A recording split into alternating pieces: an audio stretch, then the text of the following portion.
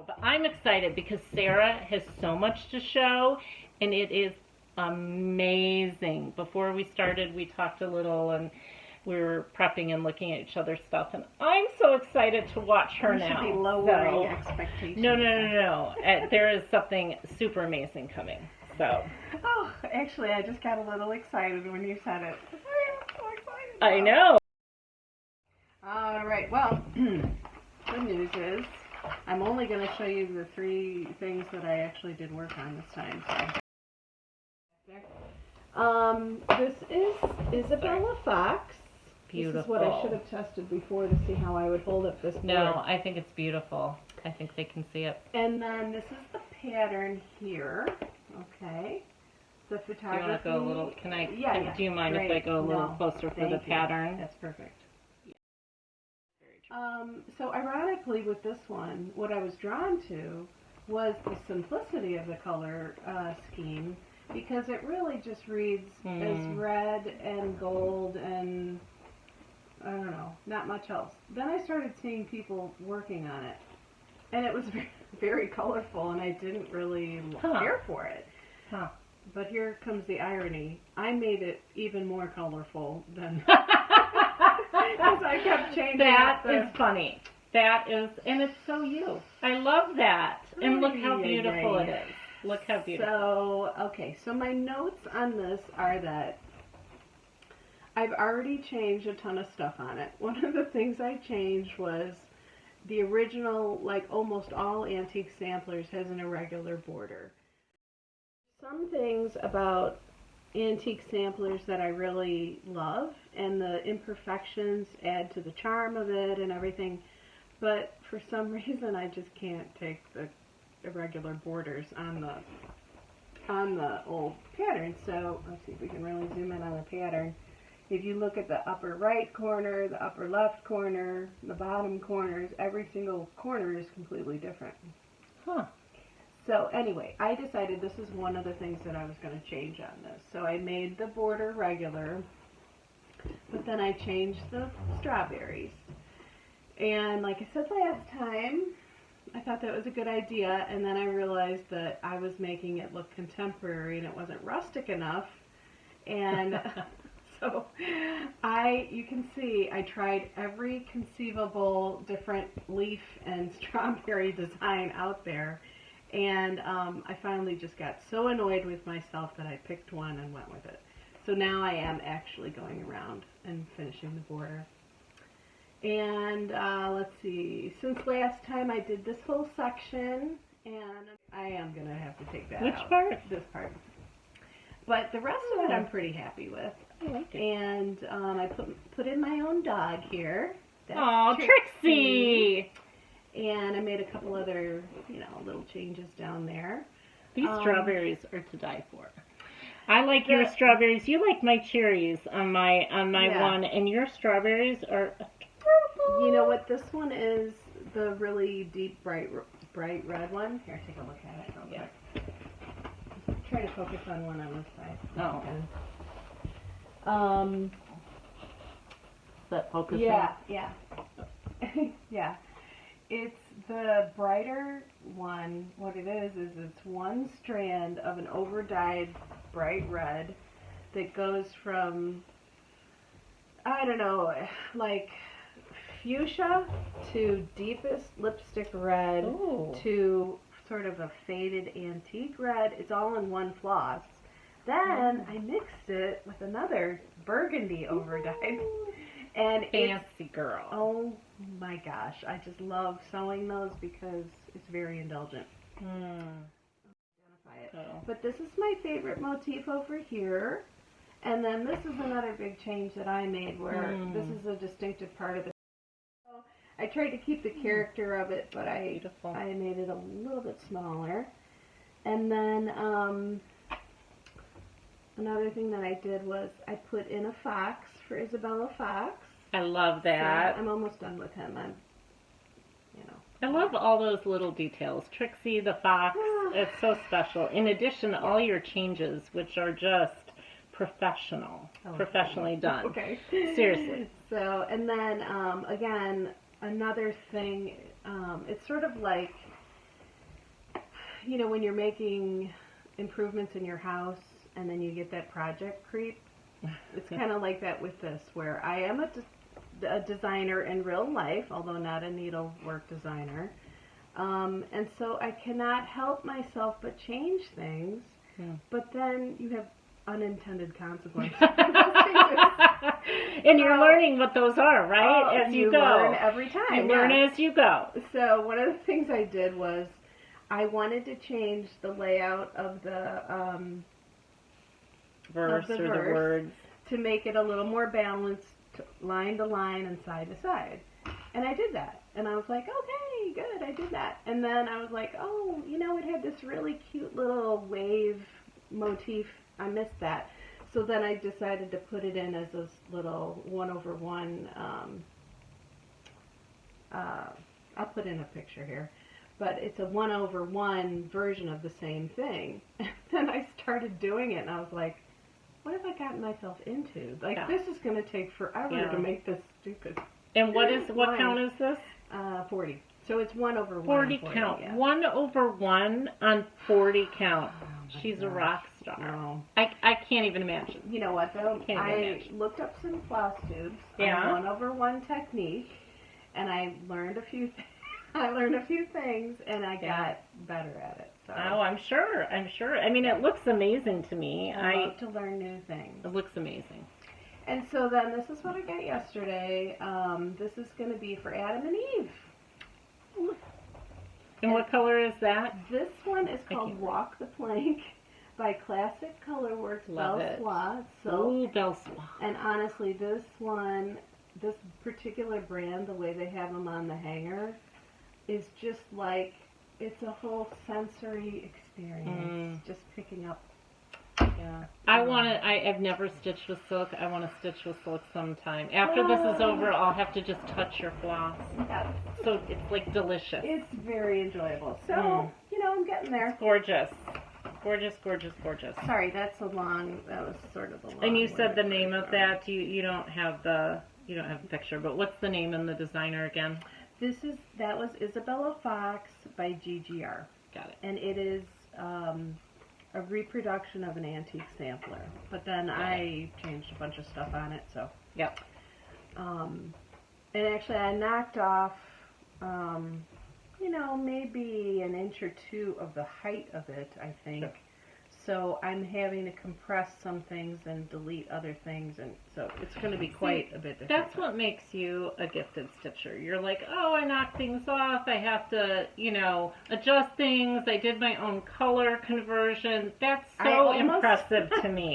That's awesome. That's my lack of discipline. I almost always regret it because it takes forever to figure things out because you screw things up and then you have to fix it. It's impressive. Oh, thank you. That's right. Yeah. Inspiring. So, okay. Oh, so the other one is, so this, I misspoke last time. I called it, it is called Quaker Family Registered, but it's in a book. And who's it by? This is Blackbird Designs. Blackbird. Thank you for reminding me to identify it. Yeah. It's from the book And Blossoms as the Rose. Sorry. Yep, no, you're good. This is the cover of it. And then, you know, like a lot of Blackbird stuff, they they give you charts for a handful of different projects, like 4 or 5 different projects. And then this is the large project in the book. Oh, pretty. And it is based on an antique sampler that they bought. Oh. One of them has. This is the antique that it's based on. Beautiful. And so they really stayed true to some of the motifs and definitely the colors of the linen and the threads. And I'm doing it on a darker linen. There. And then, like I said last time, I'm personalizing it with some of my ancestors who were Quakers, as it turns out. So. And then the Lily of the Valley wasn't in this one. I added that that's great. From the original. And since I've seen probably hundreds of Quaker samplers, and you'll see all of these motifs repeated over and over again in different samplers. So. You mentioned, you know, you found out your family, you know, you do some of the genealogy. Mm-hmm. Can you do research and find out about individual reproduction samplers or Quaker, you know, like it would be interesting. Yeah. I know the Bristol samplers that came out of Bristol, England, and you know, you can do some research. I just was curious if that's something you've ever pursued. I have people that I hope I'm in this category one day to purchase some antique samplers, but I never have. But people who do that and people who make reproduction charts, I know Hands Across the Sea, Nicola does this, and I'm sure others do as well. She really researches that person. Yeah. Nicola Parkman, right? Yeah. Yeah, and then people who were of a class to make samplers were not the peasants that my ancestors were. They were people with some means to send their kids to school or their daughters to school, which was probably even more rare, maybe. And to have the materials and the time to be able to do something frivolous like learn how to stitch. Yeah. You know, they weren't working people probably, and so they leave more of a paper trail. Yeah. You know, they have property and, you know, more documentation. I've heard the flip side, too, where in Bristol, England, the Bristol orphanages were started by the missionary. Now I can't think of his name. But he taught them how to sew and had them so that they would have a skill, because the girls, if you didn't have a skill, as a vocational training, so that when they left the orphanage, they, especially women, wouldn't be destitute if they didn't get married and didn't find a husband. So it's so neat, like the history of that is so interesting, you know, the Bristol samplers, and that could be why they're considered kind of their own unique category, and that might be some of why, because I hear what you're saying, the others might be the aristocracy who, you know, stitch samplers, the rest of them. So, well, yeah, I'm fascinated by that. I've seen stuff about that on different family tree shows where they'll travel to where their ancestor was in a poorhouse and what was their life like, and that stuff is fascinating to me. And I have found, I don't know, once I started connecting all these things together, I started actively looking for archived photos of antique samplers that have gone through auction houses. Here, do you want me to take them? No, it's just it's okay. Yeah. Things that have gone through auction houses, if they've been sold, there's records of them out there. Oh, paper trail, yeah. And so I started doing searches for ancestors' surnames and locations and some dates and stuff like that to see if I could, by chance, dig one up that my ancestor had made. Oh, that would be just unbelievable. I haven't had any luck yet, but I've gotten into family names. So, like, you're on the way. Yeah, we have some of the Quakers are Luptons and what's the other one? Pusey, P-U-S-E-Y. And I found 2 Lupton samplers from the Wright County. Wow. And 1 Pusey sampler. That's amazing. From the Wright County. That so it's is amazing. They're probably relatives, you That know? is just amazing, yeah. And you know, you mentioned you haven't been able to buy like an antique sampler because, you know, they're so expensive. Although I have seen Flosstubers find them at thrift stores. Can you imagine? You and I need to go thrift storing. We need to thrift store sometime because I've never gone to a thrift store looking for stitching, but that whole thing of save the stitches, can you imagine if you saved an antique sampler? Oh my gosh. I would love to find an antique sampler. I did, this is a story for another day, but I did find a very valuable painting in a thrift store one time. Did you? Yes, and I'm still trying to sell it. Amazing. Wow. Could be very valuable, but amazing. Okay, back to stitch. Sorry, I derailed us. Well, no, that's but okay. It's so interesting. So that's a good segue though, because I've got Save the Stitches stuff over there, but I don't know if we'll get to it. But I will show you the project that I'm very excited about. This is so amazing, you all. Get ready. If you're stitching, look up now. If you're stitching while you watch, look up now. It's going to be kind of hard to see. That's all right. Can I, for right now, I'm going to show the whole thing. How's that? Please, and then I can bring it up closer. You tell me when you want it closer. Okay. Yeah. So what I'm doing, because I'm such a genealogy nerd. I thought you were going to say a genius. I call her such a genius. No. Genealogy genius. You know, I don't know if you're like this, but the older I get, the more dumb I think I am. I used to think I was smart. But anyway, I've been formulating this plan for several years. But because of Flosstube, I actually got some stuff on a board this month. So I'm so excited.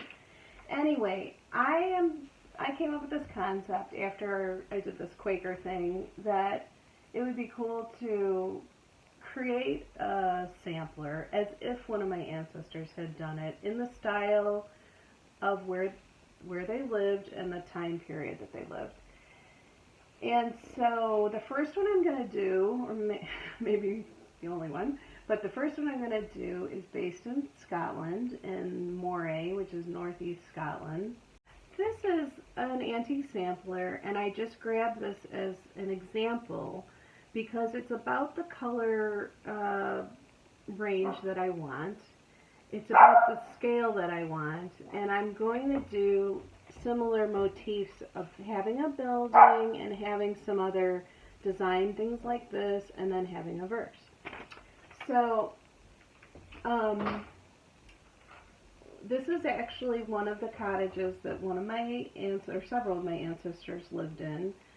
If you don't know a lot about genealogy, a lot of the European buildings in more remote areas, maybe especially, the buildings that were there 200 years ago are still there. And a lot of times the footprint of the building is still the same. It's unbelievable. But anyway, so this is a castle ruins. This is a market cross in the graveyard.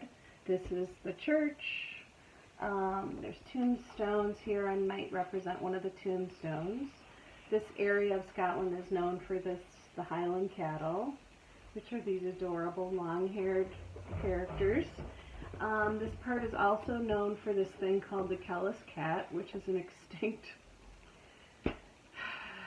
it's now extinct animal, but it is a very interesting story. So I'm going to include a Kellis cat. I'm going to include the longhorn, long hair, whatever they're called, cattle.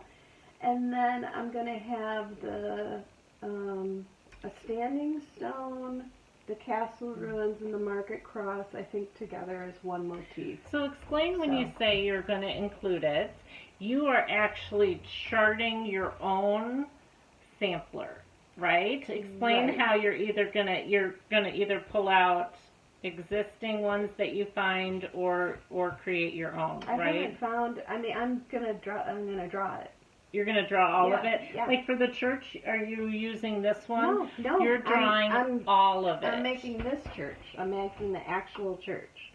Wow. So, I didn't even realize that. Yeah. So we got a designer here in our midst. We'll see what happens. So, do you want to show this? Do you want to, I don't know how to show it closer. Well, it's so loose you can't even really see. I don't know if you can see, but she's done a basic sketch. This part of Scotland is where they lived is just a couple miles from the ocean.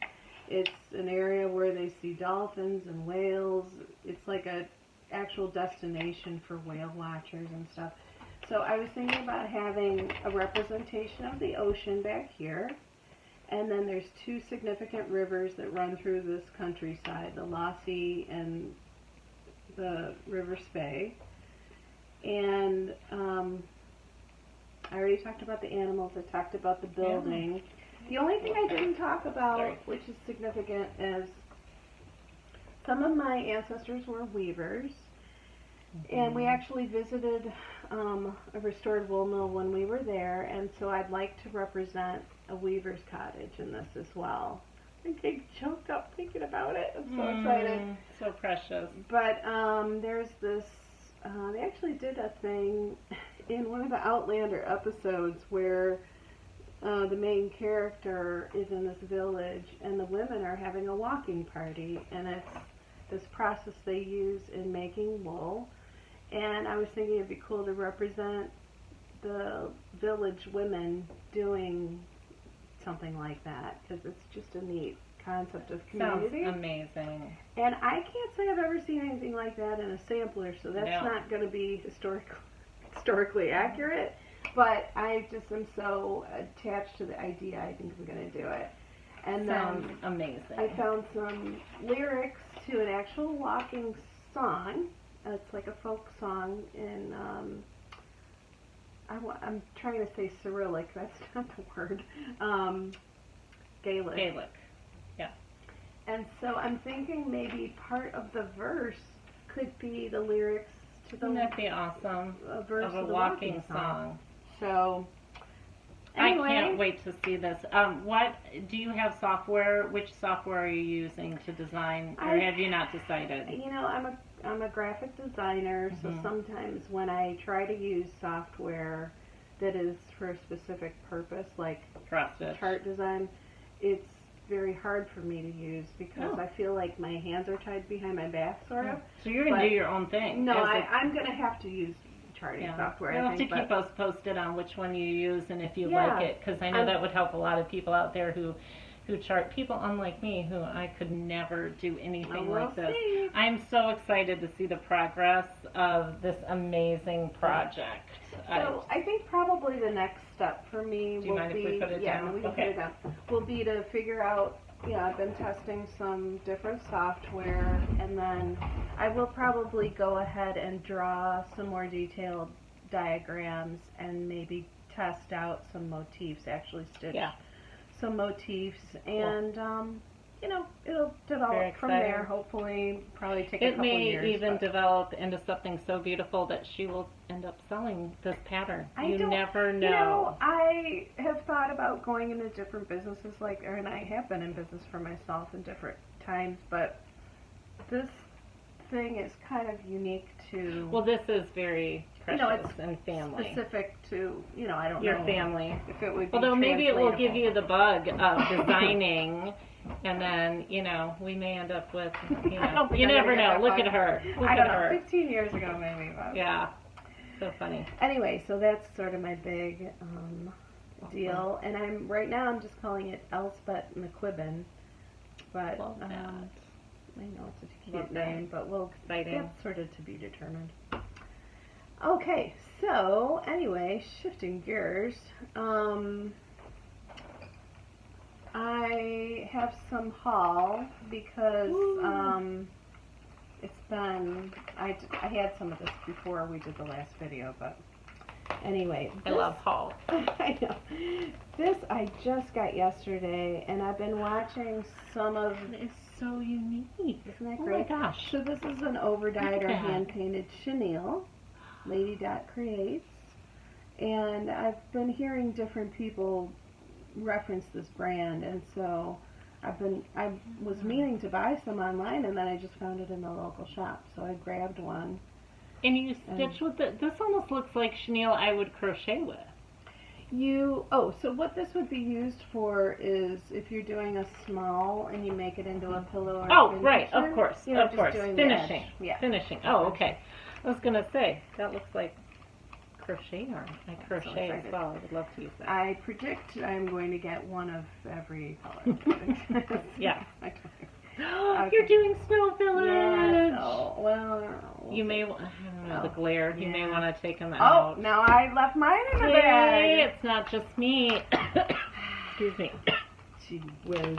Yes, I know. Okay, so Country Cottage Needleworks and Snow Village, and so then Here, you this might want one. to hold it. Can I hold it Yes, closer in please. case they haven't seen Thank it? you. I appreciate This is lots of people are doing this.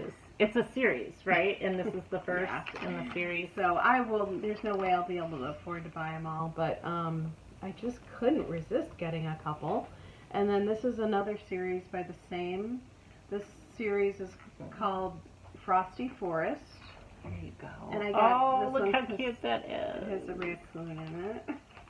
See if it will focus. Raccoons are my spirit animal. Oh, For love whatever that. that says about me, I don't know. I've looked at this pattern. I've another one, almost have you? bought this pattern. Yes. So this one is by a different. Here, this let's is see. What did I say? Little Little House no, Needleworks. it is Little House It's a different Needleworks. company. different brand. Yeah, Country Cottage Needleworks, and this is Little House Needleworks. This one is extremely It's adorable. cute, too. It's adorable. I know. I can't wait to see you stitch this because, like I said, it's been on my wish list.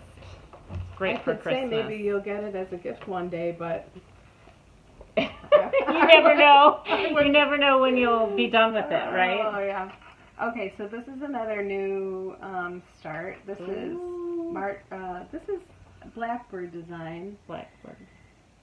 And those What's turkeys, the name of it?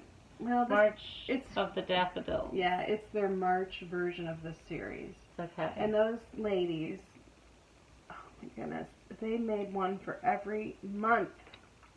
So there's 3 designs in each chart. Oh my goodness.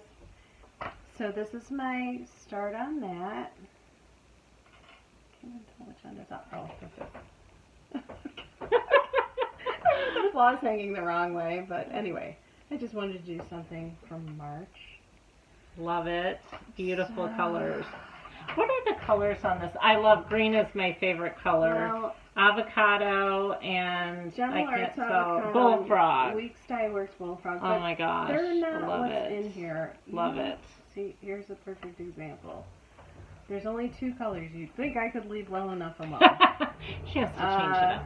The original is moss and olive, but I think they're actually really close. Yeah. To be honest, gorgeous. the reason I got these and not the called for ones is because there was a lady standing in front of the Oh, that is funny. Truth. I love it. Truth time. Here's another new start. And this is what? This is Brenda Gervais. Okay. And this one's called Essamplaire Petite. And I just thought this would be something small that I could do and finish pretty quickly. I'm almost done with it. And this it's beautiful. has a little bit, there's some stuff going on in the sky, like there's birds and butterflies.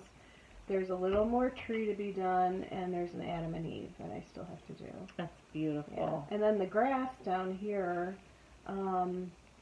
I quickly messed up the counting on that. Yeah. And like within 2 rows, I was completely off. I'm like, oh, screw it. Okay. You know, how does this work? It has to go dark, medium, light, and then it squiggles, and I'm going to try to make it even on both sides, and it ended up working out. But I'm terrible at counting. I can't believe I have counted cross stitches hobby. That's so funny. No, you're not terrible at counting because look at your whips. And one question I had for you and everybody is, you know, when I read a chart, and I know the kind of chart would affect how you do this, but when I read a chart, I'm always like, okay, up 1 and over and diagonal, kitty corner, over 3, and then up 4. You know, like I'm saying all these things in my head, so I don't have to. I mean, I'm still looking at the chart all the time, but how do you do that when you're doing a long dog? Are you saying, okay, 8 to the right? Yeah. And then you look at the chart again? Yeah. Okay. Yeah. Same thing in my head. Yeah. I know. Same thing. So, okay, well that answers that question. That's that. Okay, and then I got a little more haul. This is from before. Take it out. Oh. Well, I mean, it's okay. If you don't think the glare, you don't have to take it out. Let's try it without it. Yeah, let's try it without it. And it's, what is it, Heartstring Samplery. These are all Heartstring Samplery things Stitch or that I didn't Die. show last time. Stitch or Die Pin Cushion by Heartstring Samplery. Oh, do you see the chenille on this? That's what it is. That's what that's what it's called for it. There we go. Yeah. I can kind of get it without the glare if I tweak it. And Beautiful. This is kind of the same genre. Heartstring Samplery, the stitching life. Frame. A lot of people have done that one, I think. Yeah. This one is, it's also A is for acorn. Heartstring, and she did a series. I don't know if she got all the way through the alphabet, but I just picked the ones that I like the most. And this one, H is for Holly. Apparently she has a alphabet series. And then this is, she has a great sense of humor. This one the is Gobbler. The Gobbler Rides Again. Have you seen Gobble Gob? Is that by Plum Street? I forget. Yeah, there's one that really reminds me of it a lot. It's just such... It's adorable. It's so cute. So cute. And then, oh, where's the dog? Trixie's saying hi. Everybody will probably be familiar with this, but this is her, His Eyes on the Sparrow. Oh, yeah. Massive, like 400 by 300, something like that, Huge. sampler. Super popular. And I Super think I gorgeous. got this right when it came out. And what everybody's talking about is she just came out with a sequel to this called Consider the Lilies. Ooh. And she did an amazing, oh my gosh, time lapse of her working on this, the new one that she just is releasing. And who is now. it again? This is Beth Twist Beth of Twist Heartstring of Samplery. Heartstring. Yeah. And you were saying that's on the Flosstube, so you can go check out her Flosstube and see the time lapse of of her Instagram stitching it. and it's around. It's hopping Yeah. around, but she took a photo almost every day that she worked on it after working on it, and put it together in a time. Oh my gosh, it's so Love cool. it. Yes, Love really it. cool. So that's haul that you will be starting soon. No. Okay, necessarily. it's just haul. It's just haul that she's going to want to be starting Yeah, soon. I'm pretty happy with the 3 or 4 things that I'm working on right now. I'm gonna try to keep going on those. So anyway, you know what? I feel like this is really long, so Yes. I think I'll save the other stuff for another time. Okay, I thought we'd end with, can I end really quick with a Flossy Fun? Our little Flossy Fun segment. So like it can be anything, bloopers, you know, something we like to I love that. highlight, but I have to tell you a blooper, so a Flossy Fun. So we have a new kitten. We have a new kitten named Tootsie. We have a dog named Pickles, a puggle, a kitten named Tootsie, who's black and white, and then a cat named Sharky, who's gray and white. I'm a veterinary technician, vet tech, and so my husband and I met over his cat at the animal hospital I used to work for. So I'm sitting there stitching. I'm in my stuffed chair, and I have a little table to the side of me, and just a little coffee, or what do you call it, TV tray table, and then another shelf here. So I have my floss. Usually I have my floss to the left of me. I have my Flosstube on my laptop, and I'm kind of watching Flosstube as I'm stitching, and out of nowhere she leaps. She grabs this in her mouth and starts taking off, and this kitten has a lair somewhere of all of our, I mean, she will grab anything, you know, from jewelry if you leave it on the counter, but she grabbed my floss on a bobbin. So I'm like, I'm on to you. Well, sure enough, my like I said, I won this as a giveaway. She threw in one skein of floss. I think it was black 310, which I totally need because I use all the time. Had left it on the table, and my little floss thief of a kitten, I found it in the dog dish bowl in the water, which it had to go, even though water won't ruin it, like dog slobber. Like, I was like, oh. And so this cat, this little Tootsie is driving me nuts, and I'm scared she's going to be, you know, stealing all my floss. So that was my funny blooper. Do you have any Flossy Fun, any silly story to end with? I can't think of Nothing today. Okay, maybe next time. Like you said, it's a super long video. Thank you for hanging in there with us. We love you, Flosstube, and we will see you next time. Bye. Bye.